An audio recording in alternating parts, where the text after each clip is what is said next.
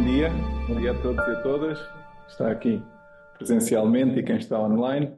É com muito gosto que dou as boas-vindas a este seminário da hora do almoço, em que poderemos aqui conhecer um pouco do trabalho da professora Apoena Gomes e conversar com ela.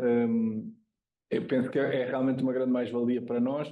A professora Apoena Gomes, só primeiro que tudo, muito obrigado por nos ter disponibilizado a esta sessão e dizer que de facto é professora, especialista na área das tecnologias educativas, não é? Do ensino à distância.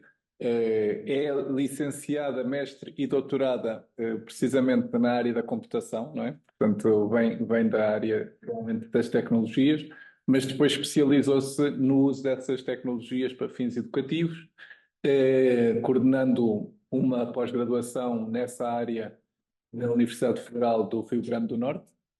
E também, mais recentemente, desde 2023, colaborando com a Universidade Aberta do Brasil, que é diferente da nossa, mas penso que temos sempre a ganhar também com conhecer um pouco mais dessa experiência e efetivamente, saber também as suas perspectivas relativamente ao ensino à distância nestes diferentes contextos em que tem trabalhado. Para nós o tema é particularmente importante, porque efetivamente, por um lado, somos uma universidade de ensino à distância, não é? Portanto, estamos especializados nesta área, e por outro lado, porque precisamente estamos aqui a consolidar uma área de estudos globais, não é? E a professora Apoena Gomes vai precisamente falar-nos desta relação entre ensino à distância e globalização, e portanto não podia ser mais oportuno o tema. Em particular, temos um grupo de trabalho neste Centro de Estudos Globais que é dedicado à educação global e, precisamente, o ensino à distância é uma das preocupações que temos nesta perspectiva da educação a nível global. Sem mais delongas, muito obrigado. Vamos ouvir a apresentação da professora Apoena Gomes e depois no final podemos colocar questões, sendo que quem está online também pode sempre colocar no chat ou então aguardar pelo final da apresentação e entrar em diálogo aqui no final, onde poderemos realmente fazer aqui um pequeno espaço de debate para aprofundar algumas ideias que considerem importantes. Obrigado. Então, Bom, primeiro, eu gostaria de agradecer a oportunidade, né, de estar aqui com vocês hoje para falar um pouco sobre esta pesquisa que vou ainda iniciar, não é? E falar um pouco sobre essa temática, sobre a educação à distância e a permanência de estudantes, né? Como auxiliar os estudantes a que eles finalizem seu curso com sucesso e possam ingressar no seu espaço de trabalho. Então, vou tecer um pouquinho sobre esse tema para poder apresentar para vocês um pouco do que eu gostaria de investigar aí nesses próximos meses em 2025. Então, o primeiro ponto era falar um pouco sobre educação à distância, né, como essa modalidade que nos permite melhor flexibilidade, adaptação e, é claro, embora seja muito antigo os seus conhecimentos, né, os seus conceitos, mas nunca deixamos de ter uma forma de tecnologia junto. Então, se antes, né, pensamos em papel impresso, era uma forma tecnológica, não tecnológica digital, mas tecnologia. Se fazíamos através, como as primeiras experiências no Brasil, através da rádio, né, da radiofônica, então tínhamos essa possibilidade, sim, de termos educação chegando às pessoas mais necessitadas que não conseguiam ter acesso à educação formal ou informal, né, através de algo guiado, né, que pudesse trazer, então, conhecimentos acerca, e os primeiros experimentos no Brasil eram ações que eram costura, né, eram técnicos de corte e costura, para mulheres que faziam tecidos, né, e estavam em casa a preparar suas roupas. Então, existia essa forma, assim como os primeiros, através da eletrônica, de consertar rádios, de consertar televisão. Então, né, esses princípios no Brasil, né, através inicialmente do material impresso, entregue ainda por correspondência, e que fomos, né, evoluindo ao longo do tempo. Então, ele traz essa possibilidade dessa flexibilidade de não estarmos presencialmente no mesmo espaço físico, pudermos utilizar dessa tecnologia, estamos distante fisicamente, mas isso não quer dizer sem um acompanhamento, sem estarmos, né, próximos com uma orientação, com um serviço guiado de ações que precisavam ser feitas. Então, isso traz a possibilidade de um alcance global, e vimos isso num período que eu acho que vamos levar muito tempo para esquecer, né, da pandemia, de que a partir do nosso distanciamento social, tivemos então que buscar maneiras, né, de aprendermos, de interagirmos, né, de forma, ainda bem que já tínhamos a internet, então, esse alcance pode ser mais alargado para que a gente, então, pudesse possibilidades de que, de outra maneira, não teríamos essa educação. Então, assim como em outros países do mundo, o Brasil ele tem uma geografia muito diversificada. Vamos da seca, a total ausência de chuva, até na Amazônia, onde não temos, o acesso à internet, inclusive, precisa ser feito de forma submersa nos rios, para poder a gente ter, em algumas localidades, pontos de acesso à internet. Então, o ensino para essa comunidade é muito dificultosa, porque as pessoas ficam à beira dos rios e esse acesso a essa educação ela acontece de forma muito custosa. Então, na hora em que a gente traz esse alcance global, eu tenho não somente para aqueles que estão distantes, mas também que possuem uma necessidade que eu não preciso de espaço físico, mas preciso de tempo. Então, pessoas que estão em missões, pessoas que estão militares, que estão em pontos diferentes e que ele até tem um acesso, mas às vezes não conseguem ter um tempo normal, né, de horários específicos para poderem, né, participar. Então, esse alcance global, eu acredito que seja a sua melhor característica, né, de aproximar as pessoas para que a gente, então, atenda às demais necessidades. No mundo globalizado que temos, ainda existem dificuldades de acesso à tecnologia, mas trazemos junto com ele um grupo, né, de necessidades de incentivos, não somente governamentais, mas de fins de atividades não lucrativas, né? Então, já existem várias organizações sem finalidade lucrativa que têm auxiliado exatamente a inclusão, né, dessas pessoas, seja pelo acesso à tecnologia ou acesso a um espaço que possa trazer esse alcance. Então, essa possibilidade de, inclusive, personalizar, né, esse ensino, eu acho que é assim a possibilidade, vimos isso com a pandemia, de que é o futuro, sem excluir a outra forma, mas de complementar as ações de ensino de forma global. Dessa forma, então, podemos pensar nessas potencialidades com o papel crucial realmente de transcender, né, essas fronteiras que acabei de dizer, que aí elas são físicas, elas são temporais, elas são sociais, culturais, que permite esse compartilhamento, né, dos recursos que estão lá na sede, para que a gente possa, então, construir redes de aprendizado globais.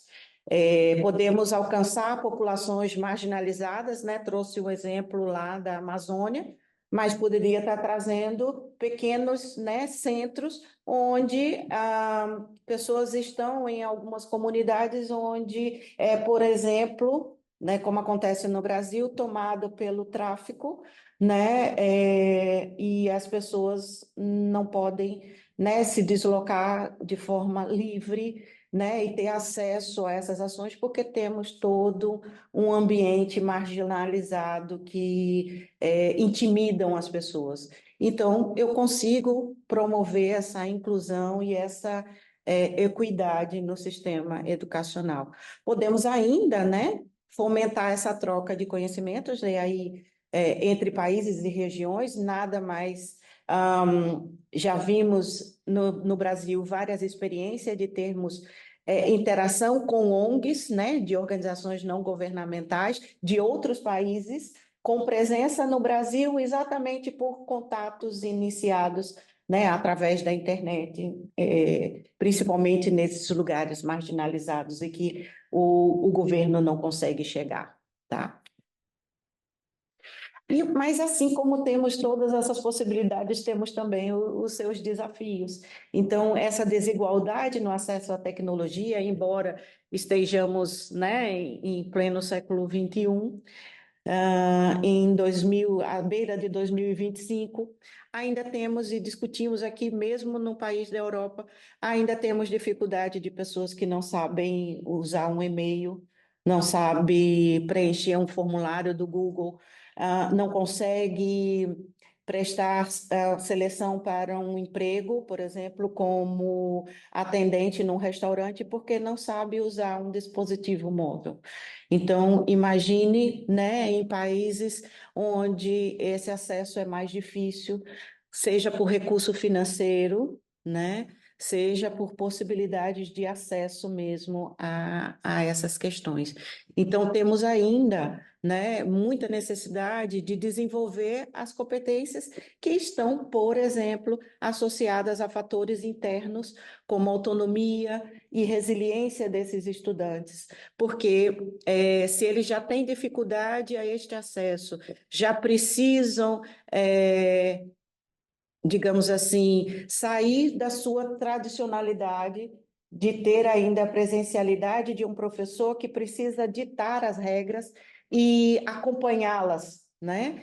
Desde a sua mediação. Então, ser autônomo é uma competência necessária, né, para o cidadão globalizado, mas ainda temos dificuldades de desenvolver isso e não ficar apenas num ponto passivo, esperando, né, que alguém diga o que você precisa fazer.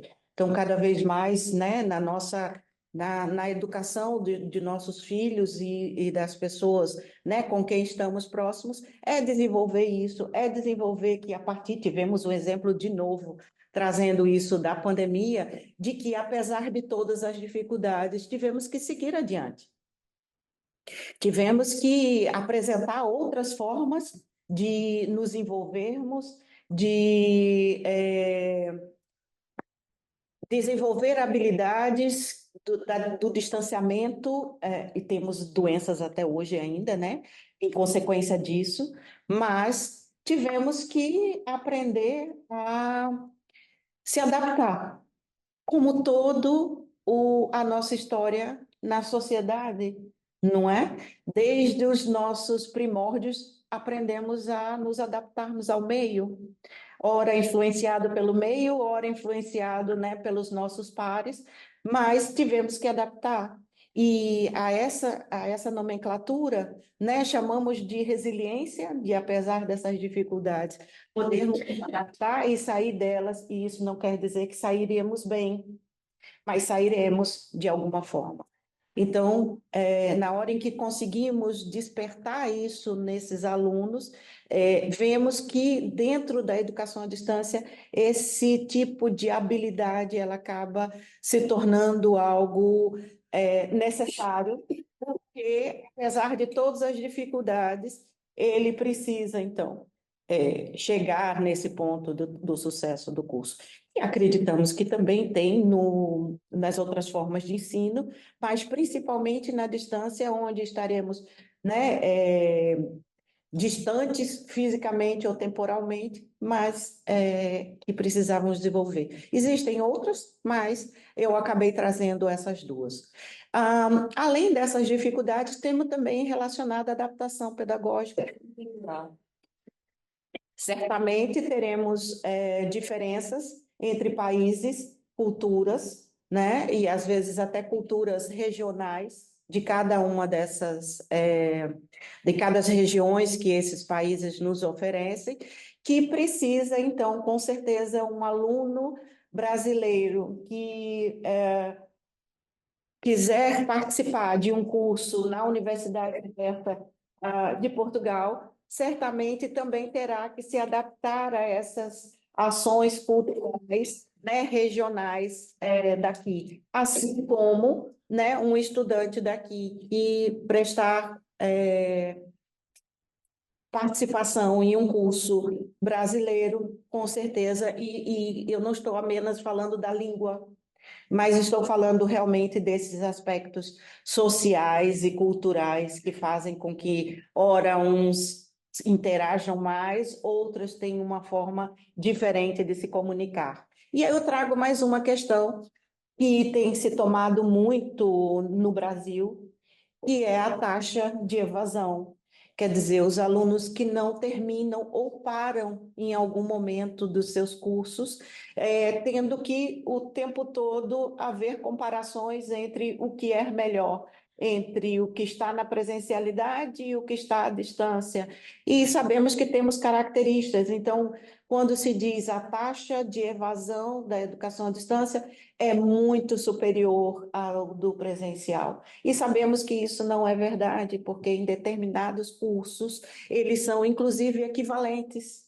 Então, um curso para ser professor de matemática ou ser professor de física, por exemplo, eles têm especificidades e que no presencial já temos, né, uma desistência muito grande. Até mesmo porque a própria carreira docente já não é muito, já não é de hoje, mas já é tradicionalmente não muito valorizada. Então, já temos essa evasão. Então, por que colocar mais essa carga, de tensão na educação à distância, fazendo comparações? Então, coloquei ali o alta em ponto de interrogação para exatamente comparado com o quê? Comparado, por exemplo, com a oferta que aconteceu no ano anterior, e isso pode estar relacionado a muito mais o contexto, ao conteúdo do curso, do que propriamente dito dos cursos, né? Então, esse desafio nosso é muito mais de valorização de ações, né, que não estão relacionadas à comparação da presencialidade, até porque muitos da presencialidade já estão se tornando mistos, já estão se tornando híbridos, né, para que a gente possa ter essas possibilidades de ter essa experiência, inclusive no presencial. No ensino brasileiro, e aí eu trouxe apenas uma comparação de matrículas. Então, existe um censo, e aí nacional, do número de matrículas no ensino superior, e desses, no ano passado, já tínhamos mais da metade de matrículas realizadas em cursos ministrados à distância do que do presencial. Isso mostra um avanço, e aí possivelmente ocasionado pela pandemia ou pelas suas descobertas, né? A partir do momento que as pessoas começaram a descobrir a possibilidade de ascender ao curso superior e a mestrados e doutorados doutorado ainda é muito pequeno, mas no mestrado ainda há possibilidade no Brasil de fazer à distância. Mas esse crescimento, né, e o impacto, ainda precisamos de observatórios como o que vocês, né, já possuem aqui dentro da Universidade Aberta de Portugal, para poder verificar como é essa taxa, né, com relação depois a esse sucesso e o impacto disso no mercado, né, de trabalho. O que é que esses estudantes estão fazendo, né, depois disso? Conseguiram obter êxito ao mercado de trabalho ou não? Ou existem, né, outras ações? Mas, em termos de matrícula, já existe a perspectiva de que no ano de 2024, esses eram dados de 2023, de que então em 2024 já estaríamos superando, né, essas matrículas aí de 60% para poder ter um número maior. Então, isso mostra uma prospecção de que certamente teremos a seguir um caminho sem volta, né, de possibilidades aí de cursos, mas que significam, né, isso traz à tona novas políticas públicas para que possam, né, auxiliar. Assim como acredito aqui em Portugal, a nossa universidade aberta, ela não é um curso exclusivo, mas um órgão de fomento e de regulação da educação à distância no ensino superior no Brasil. Então, temos financiamento específico para cursos ou instituições públicas que queiram ampliar o seu número de vagas nessas ações. Então, não impede que uma instituição tenha a sua oferta própria, mas com financiamento próprio. Então, temos passado por dificuldades financeiras nas instituições públicas brasileiras. Então, ultimamente, só temos tido oportunidades a partir deste financiamento. Bom, falando sobre esse contexto, não poderíamos deixar de falar sobre essa evasão, que não somente é na educação à distância, mas na educação como um todo, né? E não somente na superior, mas também no nosso ensino básico. Temos tido, inclusive, experiências assistenciais e sociais, né, brasileiras. A última foi com relação à permanência no ensino que chamamos de ensino médio, né, um dos adolescentes, para que esses estudantes tenham uma poupança, né, um valor financeiro que possam ajudá-los a permanecer, porque embora a escola, né, a presencialidade, digamos assim, a permanência na escola faz com que a família tenha um benefício financeiro de estar matriculado na escola.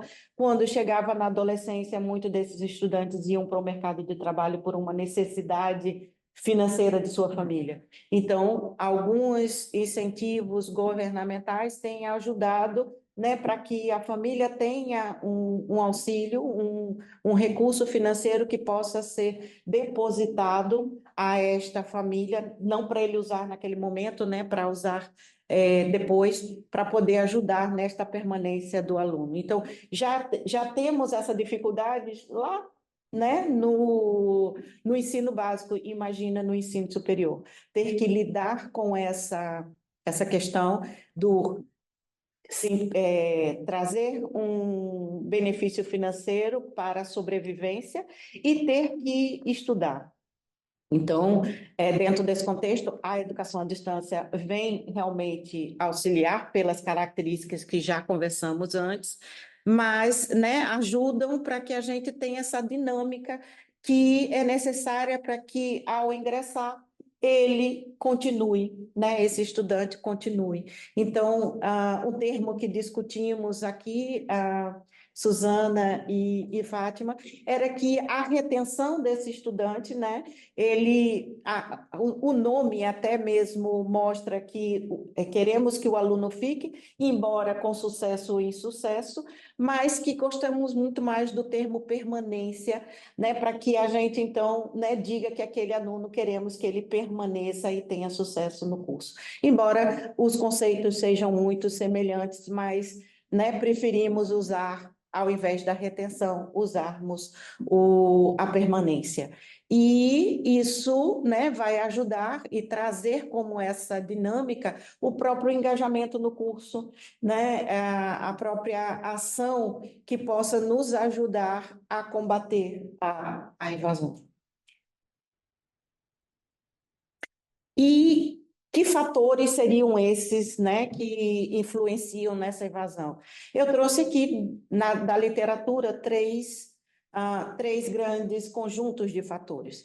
Os que estariam relacionados ao individual, ao aluno, à persona, os institucionais e os sociais, onde os individuais poderiam incluir, não excludente, mas fatores com relação à própria falta de interação presencial, dificuldades com o uso de tecnologias, desafios com relação à organização do tempo, preciso fazer algo durante a semana e deixo para o final da semana, né? Já é algo de natureza humana, mas que preciso me organizar com relação a esse tempo, porque senão eu não consigo, né, realizar as atividades. E não excludentes, então tenho outros, apenas trouxe esses para comentar.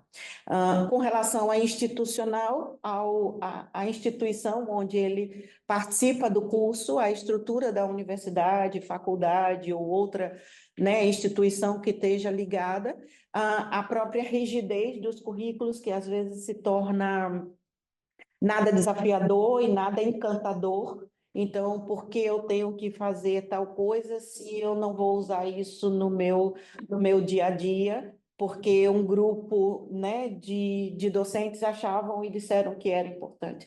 Então, talvez alguma rigidez nesse currículo possa ocasionar, né, a evasão e não se tornar atrativo. A falta de apoio educacional também pode ser um fator e deixe esse aluno se sentir isolado, né, como se ele realmente estivesse sozinho e não fizesse parte de uma instituição. Possivelmente, o despreparo, falta de formação, né, do docente para atuar nessa especificidade, adaptação ao próprio ambiente universitário. Então, se estamos aqui, né, na universidade aberta e eu tenho um ambiente virtual, uma plataforma, então, se eu não sei utilizá-lo corretamente, vou me sentir, né, trazendo esse suporte lá para o individual novamente. E a falta de suporte emocional, que dentro desse contexto é às vezes suprida pelo tutor, às vezes suprida pelo próprio coordenador, né, do curso, que é dar aquele apoio, não desista, né, temos essa possibilidade, temos isso. Então, essa falta, né, do institucional acaba ocasionando também lá o individual. A outra, tá certo, em que somos seres vivos e vivemos em sociedade, de que esses fatores, inclusive econômicos e outros fatores externos, podem contribuir na evasão. Disparidades socioeconômicas, tá certo, que podem afetar diretamente o acesso à internet, porque eu preciso pagar por acesso à internet. Eu tenho alguns pontos, né? Hoje, essa globalização tem ajudado, então eu chego em alguns lugares, chego no shopping, eu tenho um acesso a um Wi-Fi. Eu chego a uma instituição, eu tenho um acesso. Temos dificuldades com relação a nisso, pensando na tecnologia, de termos a possibilidade de acesso não autorizado em alguns pontos, mas essa democratização do acesso para que não fique somente na minha conta financeira para acessar a internet. Então, hoje eu já tenho alguns espaços que têm o seu ônus e o seu bônus, né, de estarmos mais vulneráveis, mas que me dá acesso a ter esse espaço. Então, além do computador, né, ou do smartphone, preciso também ter uma outra conta, não é apenas o acesso ao dispositivo, mas a própria rede, ela tem um custo. Então, algumas pessoas podem ter dificuldades. Eu tenho um computador, mas não tenho acesso à internet, preciso né, acender isso em algum lugar público, mas, no entanto, também posso ficar vulnerável a meus dados serem hackeados e tudo mais. Então, essa própria permanência para a conclusão do curso, ela pode ser ocasionada por essa questão financeira, como também o despreparo no ensino anterior. Então, eu precisava de alguns conhecimentos básicos que não consigo ter por algum motivo, não foi muito bem estruturado e tenho dificuldades de conteúdo que vão me afastar, né, daquele tipo de ensino. Outras com relação à própria pressão social, seus familiares, brinquei até conversando com as professoras aqui, que em algumas áreas temos uma desvalorização do diploma universitário. A tecnologia, a área tecnológica é algo assim. No Brasil não temos conselho na área de tecnologia, ela é muito aberta, então não há um regramento. Então, podem ingressar no mercado de trabalho pessoas que sejam autodidatas, que aprenderam sozinhas a usar a tecnologia e que sabem programar, então sabem desenvolver sistemas sem ter um diploma universitário. Então, isso faz com que afaste, mas eu tenho a minha pressão familiar dizendo para o meu filho, por favor, sua mãe é professora universitária, gostaria que você tivesse o seu diploma, porque acredito que ele é muito mais do que conteúdo, ele é interação social, como é que eu posso? É vivência, né, universitária que não teremos em lugar no mundo, mas que dentro do contexto, principalmente dos adolescentes e dos jovens que vieram depois da pandemia e que começaram a trabalhar de home office e perguntaram por que eu preciso, por que é necessário, porque eu consigo interagir normalmente socialmente, inclusive através de canais de comunicação, como o Discord, o WhatsApp e vários outros, né, Telegram e vários outros canais de comunicação. Então, fico ainda com dificuldade de expressar, né, essa necessidade, mas pelo menos um eu consegui salvar. Então, já está a terminar o ensino, o diploma universitário. Mas é uma também, tá certo? É um dos fatores que pode ajudar. É claro que todos os três, eles acabam acontecendo em conjunto, nada deles acontece separado, e isso faz com que um ou mais de um desses fatores e outros que nem comentei aqui auxiliam a fazer com que as pessoas se afastem, né, desse propósito, digamos assim. Né? Mas algumas carreiras são praticamente impossível, você não consegue, pelo menos no Brasil, não consegue ser médico sem ter um diploma, sem ter um estágio, né, no hospital de vários anos, com relação a, eles chamamos de residência, né, para esses médicos, para ele, então, poder ter a especialidade de ser pediatra, de ser cardiologista, para ser, como estavam comentando, ser dentista. Então, existem, né, alguns desses que são. Então, o que poderia ter afastado ele? Com certeza, algumas questões individuais, inclusive financeiras, porque ser médico significa ter um aparato, né, de equipamentos para poder montar, por exemplo, o seu consultório, para poder fazer alguns experimentos, e isso também custa dinheiro. O curso de medicina é um dos mais concorridos no Brasil, juntamente com o de direito, que significa que aí temos poucas vagas, poucas pessoas que são atendidas na instituição pública, então no ensino privado esses valores do curso de medicina, principalmente por causa dos materiais necessários, se torna aí em torno de Sabe? Fez 4.000 reais. Não, mais do que isso. Não, Né? mas a enfermagem. Isso, em torno de 10 mil reais, em torno aí de 3.000 euros, 2.000 euros, 3.000 euros, 3 vezes 7, não.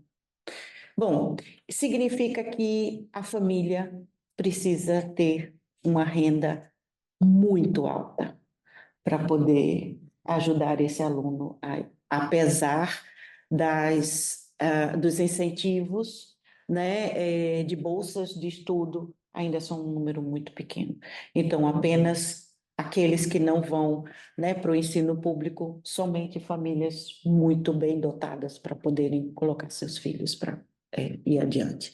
Bom, e aí, penso que nessa pesquisa que proponho, possamos olhar para outro lado, né? De ao invés de irmos para aquilo que afasta, podermos trazer coisas que nos aproximam, de trazer uma outra ótica, né?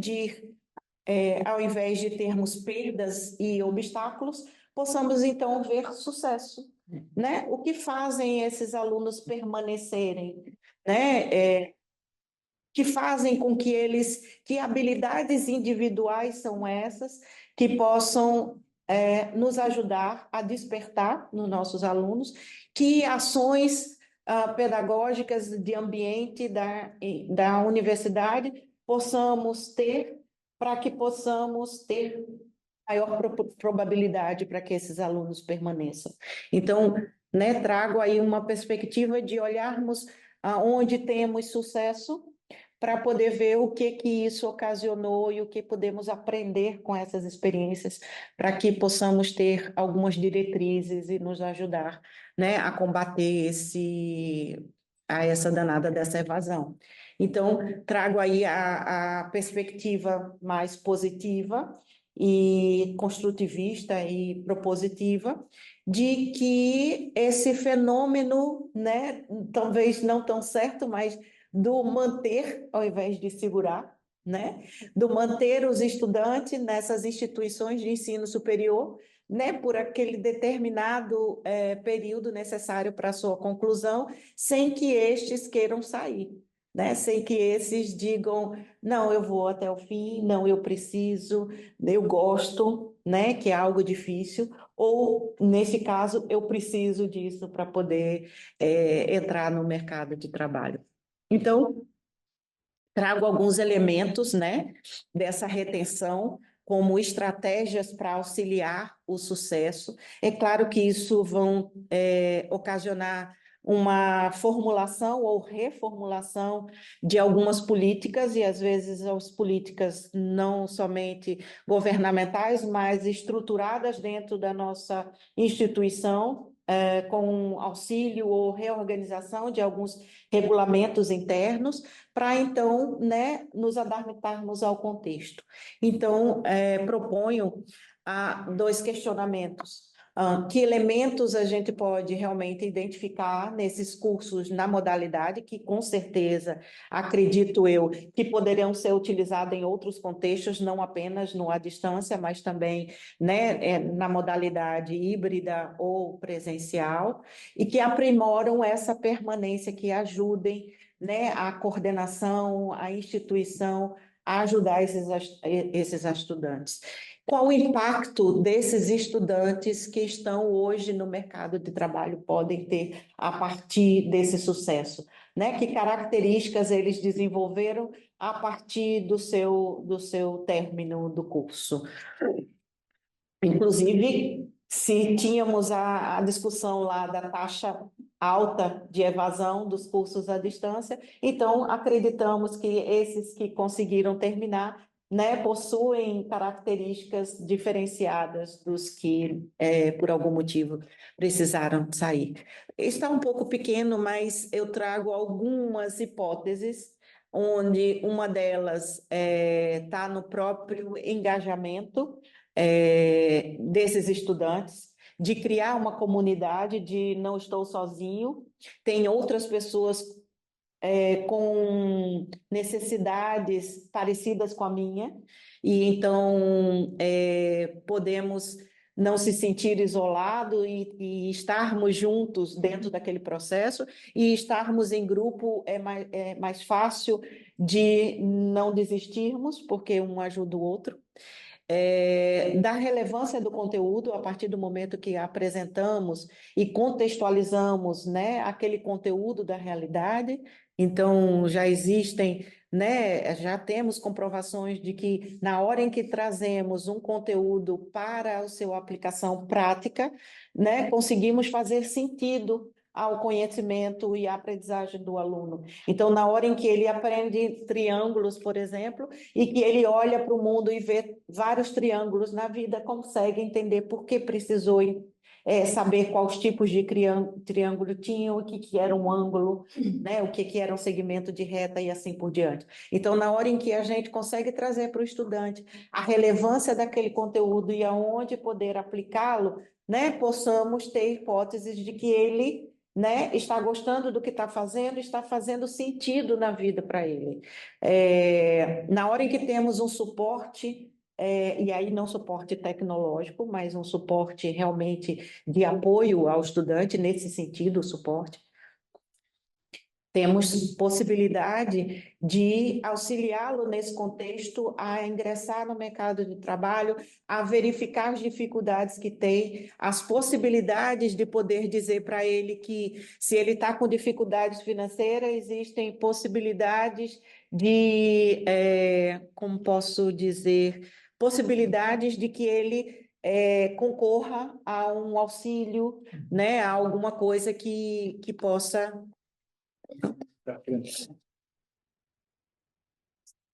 Nada, que isso. Agora eu acho que travou. Como é que estava para trás?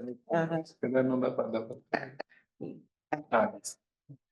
Então, esse suporte ele é muito mais do que o técnico, é muito mais do que do que a presencialidade, né, de alguém, mas de toda uma equipe, de todo um contexto que faça com que ele, inclusive de sua família, inclusive dos seus colegas, né, de outros estudantes. A autonomia e a resiliência já são algo muito mais próximos da sua individualidade, mas que acredito eu que possa ser despertada, possa ser ensinada. E no caso da autonomia, né, a proatividade, que é algo que gostaríamos muito que todos os cidadãos tivessem, não é algo que é apenas passivo, mas que ele precisa ser provocado, ele precisa ser mediado. Então, algumas hipóteses que podem ajudar é orientar esses alunos para cada vez mais, né, poderem desenvolver a sua autonomia. Com relação à resiliência, que é essa possibilidade de, apesar das dificuldades, poder superá-las e superá-las de forma diferente. Então, hoje eu aprendi algo negativo ou positivo, mas amanhã vou olhar se o meu problema era semelhante ao que eu tinha anteriormente e já sou outra pessoa e vou lidar com ele de maneira diferente. Ou então vou ter que repeti-lo várias vezes até que eu tenha aprendido, né, algo. Então, essa capacidade também de se olhar e de verificar que é possível ir adiante, apesar das adversidades, sejam elas positivas ou negativas, eles poderão, então, né, ascender aí um nível maior de maturidade. Então, essas são algumas hipóteses. E aí eu trago um estudo de caso brasileiro que tivemos em 2018.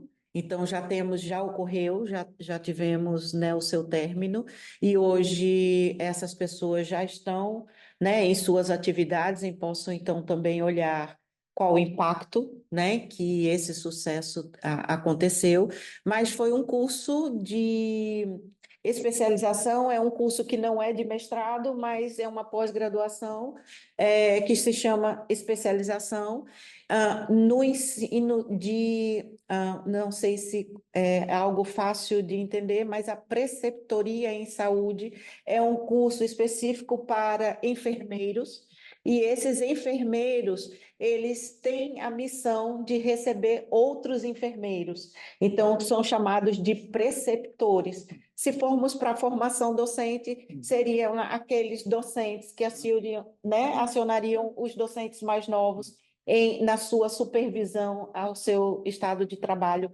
dentro de um hospital. Então, existe uma empresa pública chamada EBSER. Essa empresa, ela gerencia os hospitais universitários brasileiros. Então, ele vai de norte a sul. Então, temos especificidades no Brasil inteiro.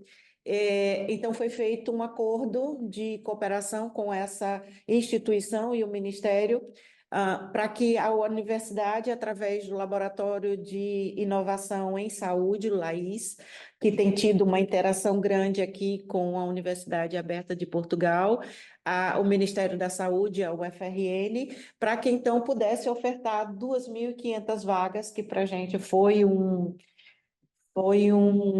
ponto assim determinante para um curso de especialização na modalidade à distância, onde tivemos 2.246 vagas, todas elas separadas pelo Brasil inteiro, e tivemos aí uma taxa de conclusão em torno de 73%, que significaram 1.655 enfermeiros que estavam aptos dentro dessas instituições aí adiante. Para a gente foi um marco, né, que significava que precisávamos olhar um pouco mais para essa oferta, para que podamos, né, ter alguma experiência e voltarmos adiante. Por isso, né, colocamos mesmo como um estudo de caso. E esse estudo de caso, ele utilizou um ambiente, assim como o de vocês, o Moodle hoje, ele já a primeira experiência com o uso do Moodle na UFRN foi a minha conclusão de doutorado, então, há 20 anos atrás. Então, se temos um ambiente que dura e perdura por 20 anos, embora todas as discussões falem sobre novas plataformas, isso significa uma permanência e uma comunidade de código aberto que se mantém viva, né, e mostre que é possível, sim, permanecer com uma plataforma com mais de 2 décadas de existência. Então, assim como de vocês, né, utilizamos uma plataforma que foi adaptada, chamada AvaSUS, que aí a perspectiva dela é realmente utilizar para o ambiente na área de saúde, e vamos de diversos cursos. Então, esse curso de preceptoria, ele foi criado aí, e hoje, depois de sua oferta, ele está aberto a toda a comunidade brasileira e internacional, porque não precisa pagar, basta, ele virou trilhas de aprendizagem. Apesar dessa discussão, então finalizo dizendo depois disso, essa é uma proposta de projeto de pós-doutoramento, né, junto aqui com a Universidade Aberta de Portugal e o Centro de Estudos Globais, para que podamos investigar isso e com o objetivo de investigar esses fatores e estratégias que impactaram, né, essa permanência e a retenção dos estudantes neste curso de preceptoria, né? Terei contato, tenho o espaço do ambiente virtual onde isso foi acontecido, toda a interação que já aconteceu para analisar, o acesso aos enfermeiros que estão em exercício e que podemos avaliar esse impacto do curso e, como resultados esperados, né, identificar realmente essas práticas que fomentem a permanência e práticas pedagógicas, institucionais e sociais, né? Pensamos inicialmente, não é, Suzana, porque aí ela me aceitou de muita boa vontade e pressão, para que pudesse me orientar, e muito obrigada também à professora Fátima, né, que discutimos antes, e acredito que podemos interagir aí bastante para que possamos, então, elaborar algumas diretrizes que possam ser utilizadas para auxiliar não somente a nossa instituição, as nossas instituições, mas que isso possa ser divulgado e possamos, então, trazer elementos para fomentar essa permanência dos estudantes nos cursos, não somente à distância, mas que eu tenho certeza que poderemos ter impactos também em cursos em outras modalidades, inclusive as mistas. Então, eu deixo aqui para vocês o meu contato, que é o próximo. Peço desculpa. Sim, Eu estava aqui, aqui, isso. aqui. E Eu tenho que dar isso, para que então, né, possam agradecer, principalmente a esse período que vocês me deixaram falando aqui, e fico à vontade e à disposição para quaisquer questionamentos, e se não quiserem, tiverem vergonha de perguntar ou não quiserem perguntar nesse momento, meu e-mail para que possamos conversar.